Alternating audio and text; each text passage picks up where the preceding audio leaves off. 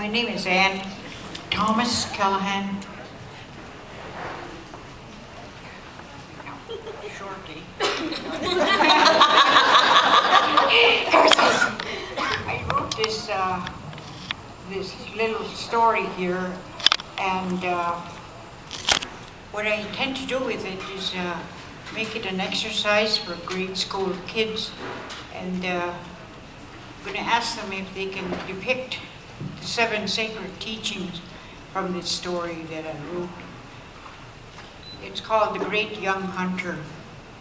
One fine morning, a young man of the Mehewi, when the Cree people decided to go out on his own to hunt, he wished to show his new bride that he was a great hunter and provider. Although he was known to have one of the best aims in bringing down big game, Muskowekchi felt unfulfilled in his heart and mind. Besides, the other young men had not quite given him this full recognition yet. The dew on the blades of grass glistened in the rays of the morning sun. The crocuses were poking out their little fuzzy purple heads. The pussy willows were showing off their fluffy cotton ball noses. The south wind gently swayed the green blades of grass. The mauve crocuses and snow-white pussy willows in a rhythmical motion. The young man, however, was too intent on bringing down a big buck he spotted in a clearing of the thicket of Saskatoon bushes to take in Mother Nature's beauty. He crept closer and closer, being careful not to unsettle the low-lying branches of the trees. Swiftly he withdrew the arrow from the sling and fit it to the bow.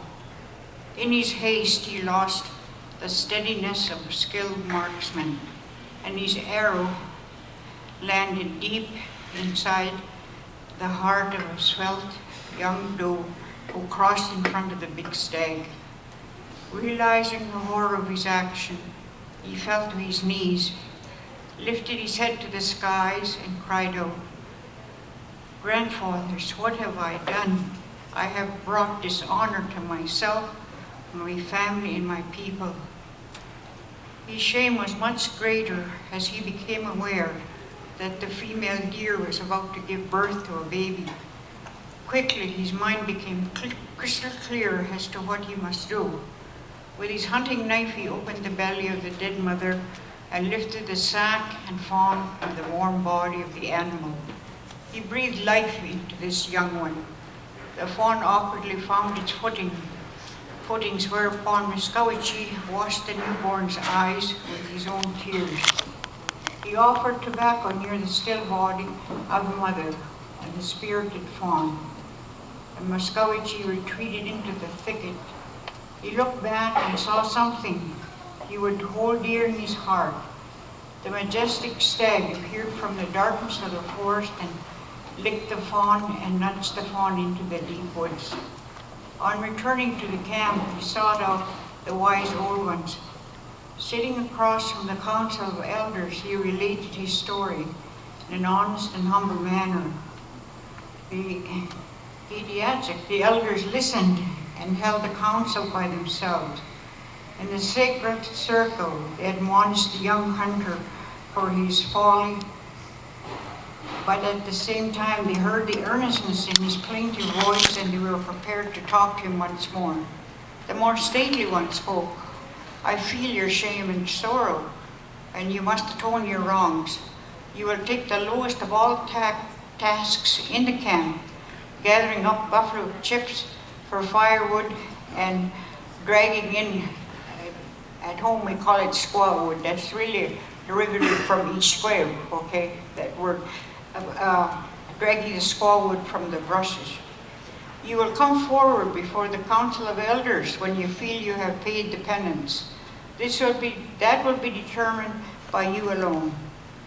You must tell all that you have learned from this experience. The medicine people will have special ceremonies to appease those in the spirit world for the wrong you have committed, so no harm will befall you or your family. There you will be given certain things you must vow to carry out. Only you will know what promises you must keep. One of these will be revealed to you at this time. You will be blessed with a fine son, and it will be your lifelong commitment to ensure that he has learned the laws of nature. Maskowitz was obedient and kept his promise to carry out all that he was told. In time, Maskowitz, the strong one, became a great and respected hunter among his people. When I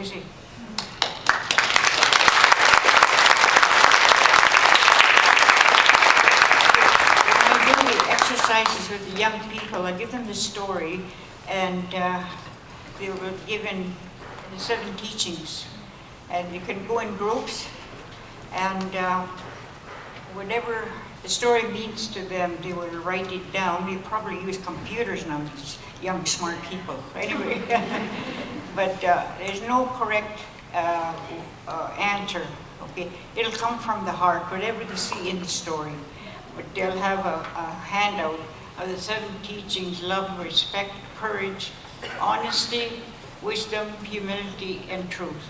So that's what I